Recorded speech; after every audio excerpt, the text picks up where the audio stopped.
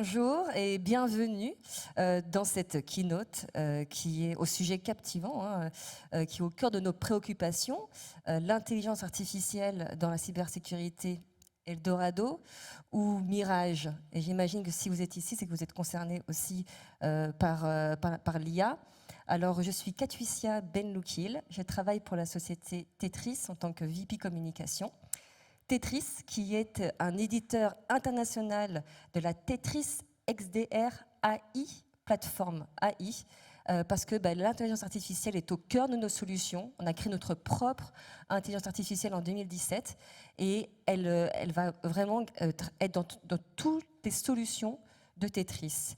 Et j'ai l'honneur et je suis ravie d'être accompagnée aujourd'hui par notre cofondateur et CTO qui est en charge de l'innovation, de la recherche, du développement et de la mise en œuvre des solutions chez Tetris, Laurent Oudot, et un ancien RSSI, alors s'il y a des RSSI dans la salle, ça fera écho, qui a travaillé dans la grande distribution, qui a aussi travaillé dans l'industrie et qui a rejoint Tetris il y a quelques années, et qui est notre global expert, Nicolas Cotte. Alors, tout d'abord, quand on a préparé cette keynote, on s'est posé plusieurs questions. Il y a eu beaucoup de débats, on ne va pas se le cacher. Et tout de suite est venue l'idée de la suprématie numérique. Alors, la suprématie numérique, c'est quoi? C'est surtout la compétition entre tous les acteurs, tous confondus, sur la recherche d'une dominance pour avoir un avantage compétitif. Et l'utilisation de l'IA pour atteindre cette dominance, c'est tout ce qu'on va voir aujourd'hui, parce que on ne peut pas se reposer uniquement sur l'IA. Il y a d'autres facteurs qui rentrent en compte. Il y a la coopération internationale, il y a la résilience des infrastructures, il y a la gouvernance. Alors, est-ce qu'on peut sécuriser l'IA par design et par défaut? C'est tout ce qu'on va voir aujourd'hui dans cette keynote. On va parler de l'utilisation de l'IA dans les attaques. On va parler aussi des attaques contre l'IA. On va parler des défis. Et on va surtout parler aussi, on va vous faire notre retour d'expérience sur la création, la mise en œuvre de notre IA. Donc, le mythe de l'IA, infaillible en cybersécurité, c'est un moyen de renforcer nos positions et de maintenir un avantage compétitif. Mais effectivement, il y en a beaucoup qui pensent que nous sommes déjà dans l'IA générale. Alors, c'est ma première question. Est-ce le cas? Est-ce que nous sommes déjà dans l'IA générale? C'est parti. Bonjour à toutes, bonjour à tous. Donc, quand on parle d'IA spécialisée, d'IA générale, c'est des choses finalement qui sont très différentes. L'IA spécialisée, vous la connaissez, vous l'utilisez probablement tous les jours. Dans la cyberdéfense, ça va être des capacités pour détecter, des capacités pour imaginer. On va parler d'IA spécialisée, par exemple, quand vous conduisez et que votre véhicule va s'arrêter tout seul. C'est pour une fonctionnalité bien précise, bien cadrée. À l'inverse, une IA généralisée, on en rêve tous. C'est l'assistant virtuel, ça peut être aussi le Skynet, le Jarvis, comme on voit dans certains films. Ça serait une IA dotée d'une capacité humaine, de discernement, de prise de décision, mais également d'un apprentissage en complète autonomie. Et si on compare ça par rapport à la vie réelle, aujourd'hui, si on prend la voiture autonome, elle peut être complètement autonome, donc conduite dite de niveau 5 dans un campus fermé. Maintenant, sur une route ouverte, avec les mêmes enjeux, on a besoin que l'humain reste finalement en mode supervision, en mode validation. Donc cette IA générale, on en rêve tous, on n'y est pas encore.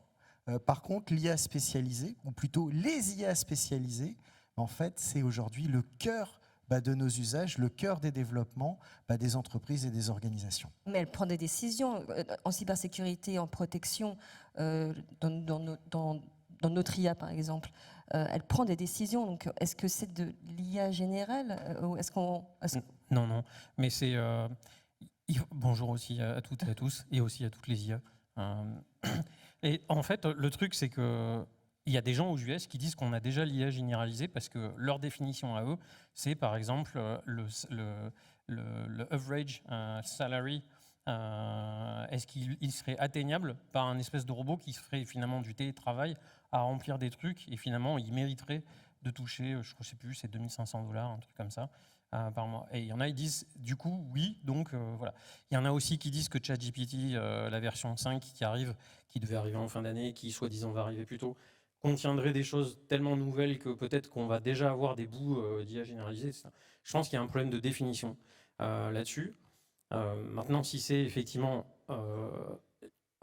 si on dit qu'une IA en ce moment, un ChatGPT, c'est un 8 ans, 5 ans, entre 5 et 8 ans d'âge de maturité pour un humain, mais que par contre, effectivement, il a des connaissances extrêmes, donc il pourrait quand même passer des diplômes et tout ça, il n'a pas la maturité d'un gars de 30 ans, comme disent certains, en définition d'IA générale. Donc, dans combien de temps on y sera, je ne sais pas. Sinon, sur l'IA, nous, on ne croit pas à l'IA pure, on croit en fait au fait qu'il y a aussi des raccourcis mathématiques, des heuristiques, et beaucoup de robotisation, beaucoup d'automatisation.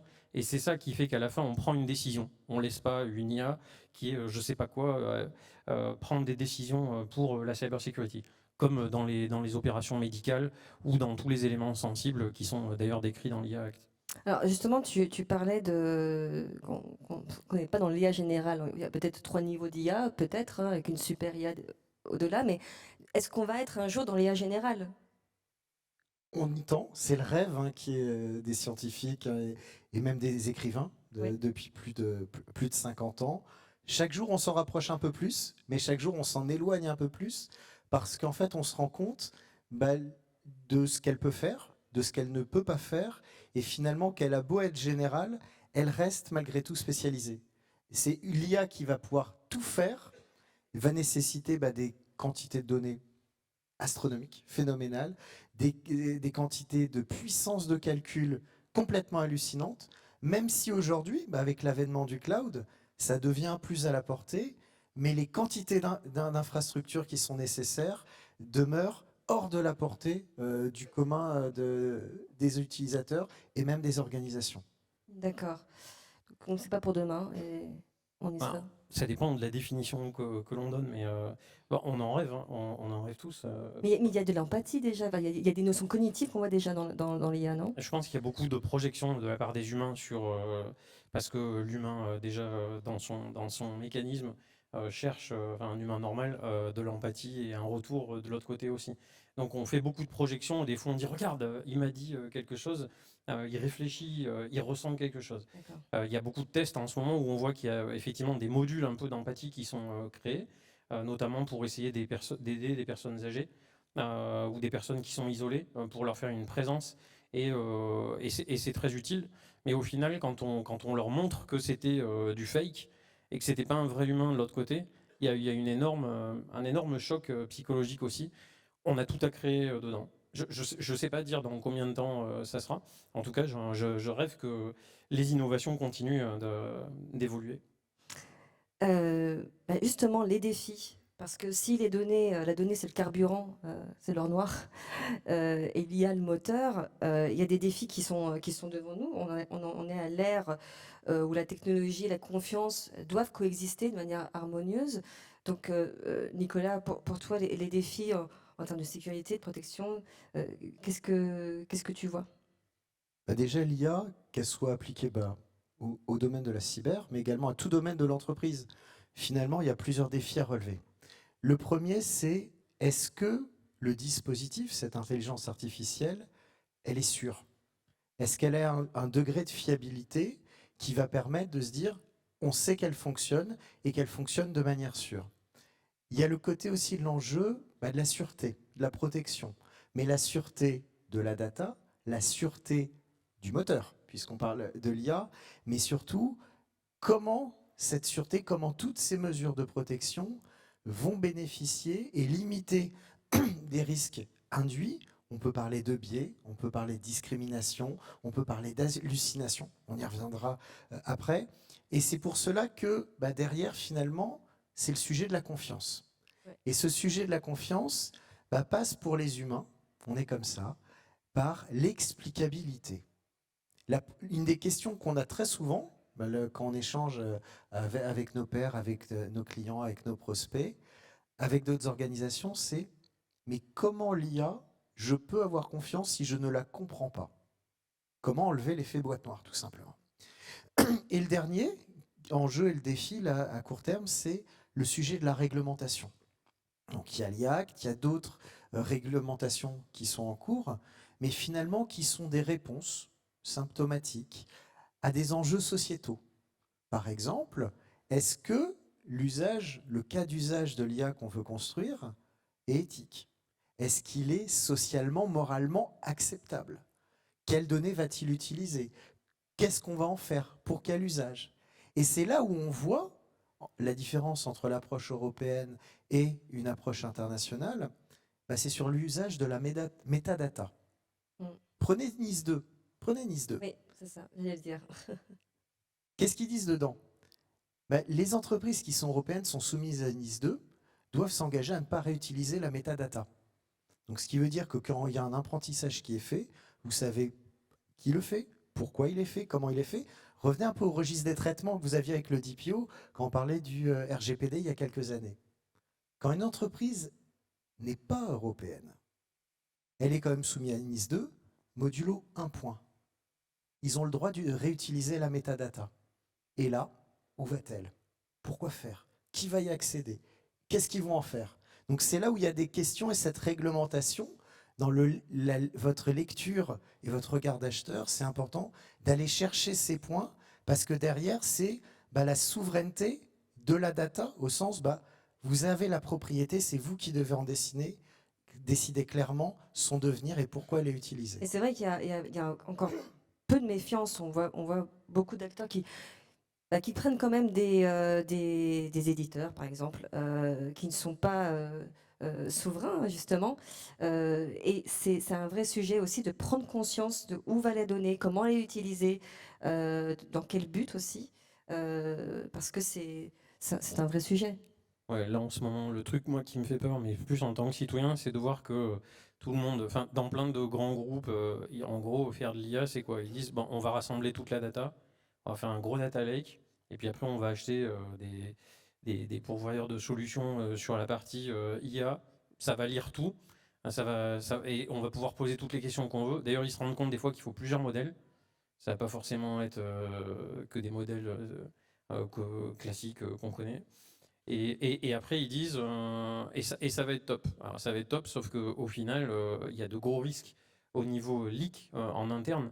Parce que justement, s'il n'y a pas d'éthique et si l'apprentissage, on le fait sur un gros package de data, qu'est-ce qui nous garantit que, je sais pas moi, un stagiaire à la compta, il va pas être capable de récupérer en posant des bonnes questions des éléments côté RH ou autre.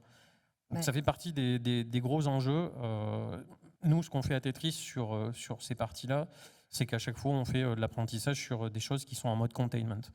Comme ça, on a des containers où on fait nos apprentissages dedans. Peut-être que du coup, on a moins de valeur qu'à mélanger tout, mais sauf que déjà, nous, on respecte nos clients et on respecte aussi nos propres données parce qu'on vise des options plus long terme. Et on fait des choses qui sont fortes, mais qui sont effectivement orientées sur des décisions pragmatiques pour résoudre des problèmes. Alors, tu parlais justement des risques. Ça me permet de faire la transition sur l'utilisation de l'IA dans les attaques. On voit beaucoup dans la presse les différentes attaques, notamment le clonage de la voix, du face swapping. Enfin, ce sont vraiment du clonage qui relève de la biométrie et il y a toute une collection, une remédiation des données. Mais est-ce qu'avec l'IA, son utilisation, on voit de nouvelles attaques émerger? Alors, oui et non. Je dirais, tu as vraiment des nouvelles attaques, mais pas forcément des nouvelles classes d'attaques. C'est-à-dire que si je prends juste tout simplement pour faire... je vais m'attaquer au problème du phishing, par exemple.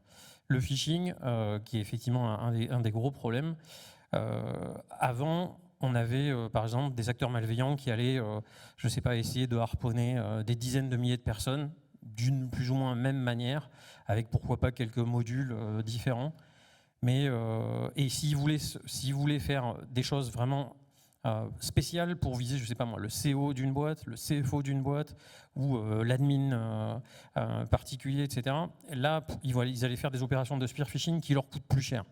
Il y a des opérations de spear phishing qui ont duré très longtemps, où les gens ont discuté pendant des semaines sur rien, avec aucun lien, rien, mais juste pour mettre en confiance. C'est du social engineering, comme vous connaissez.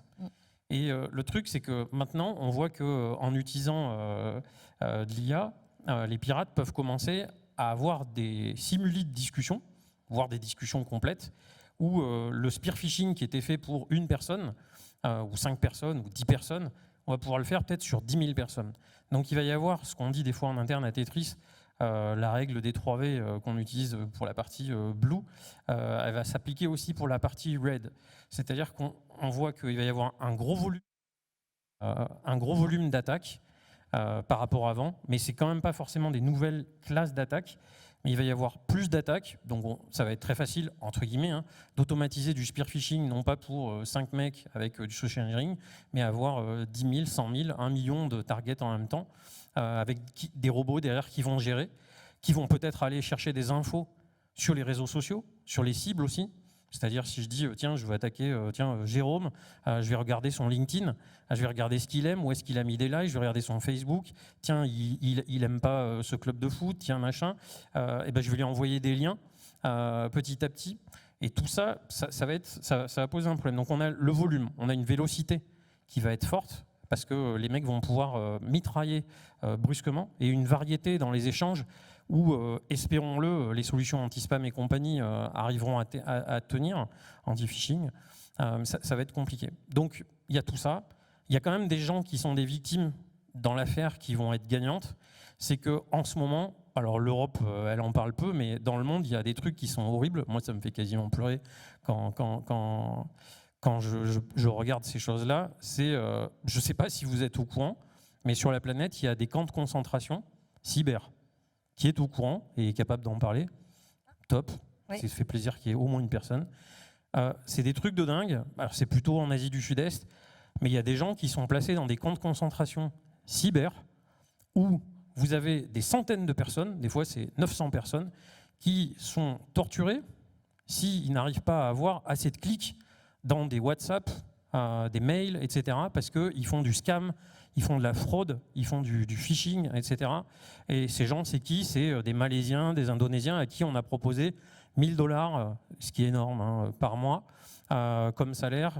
Et ils sont pris dans un bateau et ils sont tout d'un coup, ils sont dans un container et ils se retrouvent au Myanmar, à la frontière avec la Chine.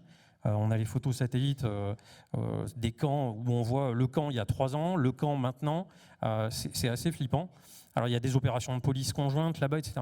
Donc ces gens-là, peut-être qu'ils ne vont plus exister, ces camps de concentration, parce qu'ils vont être remplacés par des IA. C'est un peu genre, on va remplacer le niveau 1 de la fraude par des IA. Donc tant mieux pour ces humains, puisqu'apparemment c'est dur de les sortir de ces camps. C'est la même chose que quand on dit, d'un point de vue défensif, qu'on va aussi remplacer le niveau 1. C'est ce qu'on fait nous avec eGuardian dans la XDR. On remplace le niveau 1 des mecs qui font juste que lire, comme des gars qui font du SOC en offshore, des contenus de log, un boulot qui n'est pas forcément amusant d'ailleurs. Oui, d'ailleurs, on a sorti dans notre threat intel, on a un rapport qu'on sort sur notre LinkedIn newsletter, donc je vous invite à vous abonner à notre LinkedIn newsletter. On a un rapport où on sort justement des informations qualitatives. Le phishing est en numéro 1, ça reste toujours la même chose. Mais il y a aussi d'autres dangers, c'est-à-dire que d'un point de vue entreprise, pour un CIO qui pourrait être utilisé et annoncer de faux chiffres pour faire tout simplement chuter le cours de la bourse de son entreprise. Et puis il y a les cas isolés de hacking où un hacker pourrait voir une image fausse de son pays se faire attaquer et qui pourrait tout de suite aussi décider de faire un grand hack et ça pourrait escalader. Mais c'est vrai que il y a l'utilisation de l'IA dans les attaques, c'est une guerre aussi de perception, c'est une guerre des récits. Oui, tu as raison, il va y avoir un problème de manipulation des masses. Parce qu'on est dans l'hyper-personnalisation de masse. On est dans l'hyper-personnalisation de masse. Les gens vont pouvoir avoir... ça se passe déjà quand tu regardes Facebook, qui était un outil qui a servi un moment pour truquer, entre guillemets, certaines élections, ou peut-être même lancer certaines révolutions dans certains pays. Il y a des gens qui disent que GPT-5, ils n'auraient pas le droit, soi-disant, de le sortir trop près des élections, donc il faut qu'ils le sortent avant l'été, avant le mois de juin, la nouvelle version, parce que sinon, ils ont trop peur. Et il y a des filtres qui ont été imposés, mais surtout ces trucs-là, il va se passer un truc, j'ai envie de dire marrant, mais c'est pas marrant, c'est qu'est-ce qui va se passer aux US, parce que c'est les US qui sont marrants sur ça, quand il y a un mec qui va dire que c'est une IA, et qui va pouvoir le prouver, qui lui a dit de tuer des gens. Le Congress, vous allez voir, il va tomber dessus. Et tous les gars qui sont à la tête des boîtes, OpenAI, etc., Sam Altman, ils savent qu'il y a un gros danger sur si le niveau de fraude augmente trop, avec tout ce qui est IA, si le niveau d'attaque augmente trop, s'il y a des problèmes de terrorisme, de sécurité intérieure, etc., les regulations, ils vont s'en prendre aussi beaucoup. Ils aiment la régulation, les Américains. Pourquoi ? Parce que plus on met de la régulation, comme en Europe, plus ça empêche des startups, parce que le package à l'entrée, il est quand même super chaud, de démarrer, et plus ça permet aux gros d'être assez compliant et de garder une partie du marché plus facilement. Mais oui, tu as raison, il y a un problème de perception, il va y avoir de la manipulation. C'est trop facile de faire des deepfakes, mais tout le monde connaît, tout le monde a déjà vu plein d'exemples dessus, et il y aura forcément de plus en plus de fraudes dessus. Dans les fraudes que j'ai vues, dans la partie fret, intelligence de Tetris, où effectivement des fois on rencontre des criminels, des espions, des services de gouvernement qui achètent nos rapports, etc. On s'est rendu compte que certains criminels vont très loin dans la recherche, donc ils arrivent maintenant totalement à bypasser les inscriptions sur les systèmes bancaires où on a des vidéos pour justement normalement nous authentifier, ou au moins quand on ouvre le compte, tout ça c'est fini. Ils arrivent à avoir un filtre, on va dire, numérique, qui fait que la réalité que voit l'opérateur en face qui va valider le compte, le mec, en fait, c'est pas le même, c'est pas la même voix, etc. Donc cette espèce de filtre digital va faire que ça va être de plus en plus compliqué de lutter contre la fraude là-dessus. Ok. On va voir aussi les attaques contre l'IA, parce qu'il y a des attaques contre l'IA. Donc, Nicolas, c'est toi qui nous a alerté là-dessus. Tout à l'heure, oui, on parlait de l'IA. L'IA peut être attaquée. Donc, on va essayer d'attaquer ce magnifique moteur, mais on peut l'attaquer de plusieurs façons. Tout d'abord, c'est en venant empoisonner des sources de confiance. Tout à l'heure, Laurent disait que on a choisi pas de prendre des sources non maîtrisées, mais justement des sources maîtrisées sur lesquelles on a la main pour vérifier la qualité. Parce que imaginez une IA générative, un public. On peut prendre un chat GPT qui va apprendre sur des références publiques. Pourquoi pas Wikipédia. Vous venez empoisonner la source de confiance, donc vous venez empoisonner le résultat du comportement de l'IA. Ça, c'est un premier modèle. Un deuxième modèle, c'est d'attaquer l'IA en lui parlant directement, en lui posant des questions. On disait tout à l'heure, l'IA, on interagit avec elle, on lui pose des questions. Mais justement, si les verrous ne sont pas mis en place, on peut lui poser des questions qui vont permettre de divulguer des éléments qui ne me concernent pas ou qui sont interdits. L'exemple que tu citais tout à l'heure est excellent. C'est la personne à la RH qui pose la question à l'IA, j'aimerais avoir le bilan comptable avec le plan d'investissement sur 3 ans. Si ça n'a pas été pensé, en posant les questions, en fait, l'IA, très généreusement, va communiquer. Ça peut être également... Qu'est-ce qu'il advient de la donnée ?